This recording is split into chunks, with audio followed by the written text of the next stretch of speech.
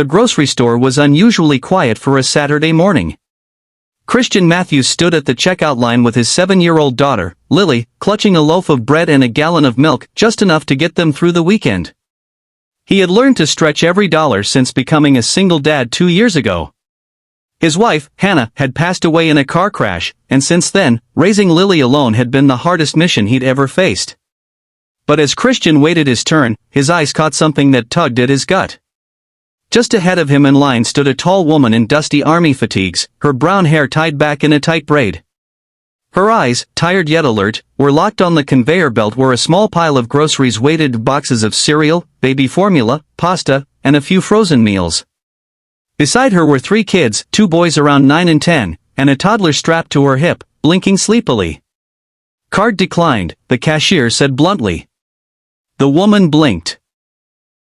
"Could you try it again, please?" The cashier sighed and slid it again. "Declined again." The kids stared at their mom, visibly nervous. One boy whispered, "Mom, are we in trouble?" "No, sweetie," she said softly, trying to stay composed. "We're not in trouble."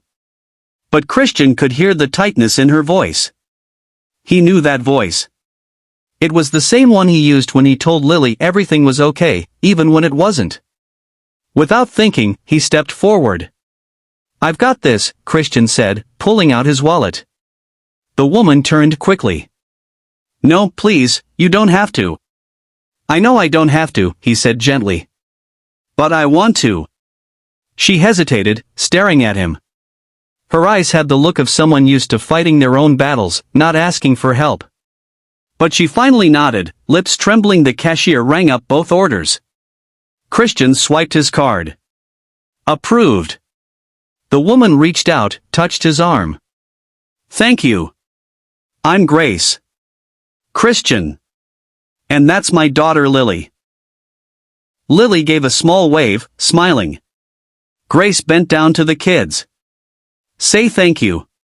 All 3 chimed, "Thank you, sir." Christian chuckled. "You're welcome." "Really?"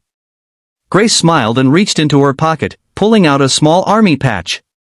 "This is just a token. I know it's not much, but it's a tradition among us." He looked down. The patch read, "Field General, U.S. Army Command." His eyes widened. "Wait. You're a field general?" She nodded humbly. "Yeah. I came back from deployment 3 days ago.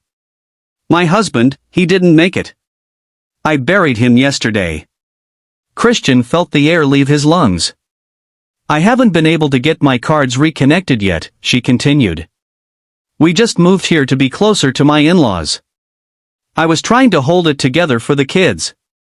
He stared at her, struck by the quiet strength behind her broken voice. Grace went on. "It's strange. I've led hundreds of soldiers. Fought through war zones.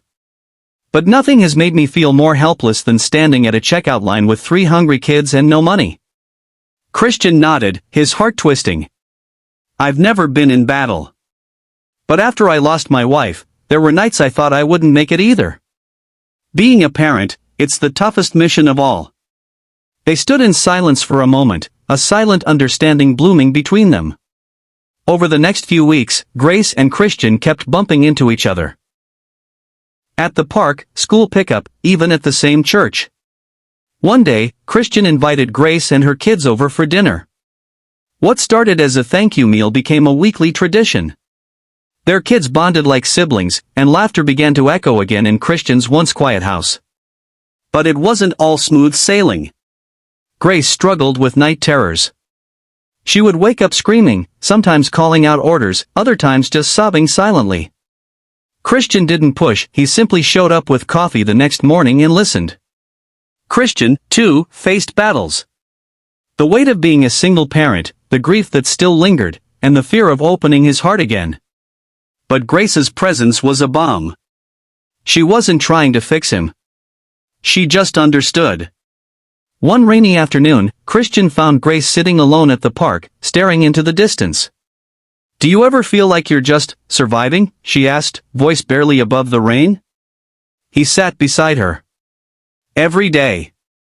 Until I met you. She turned to him, tears in her eyes.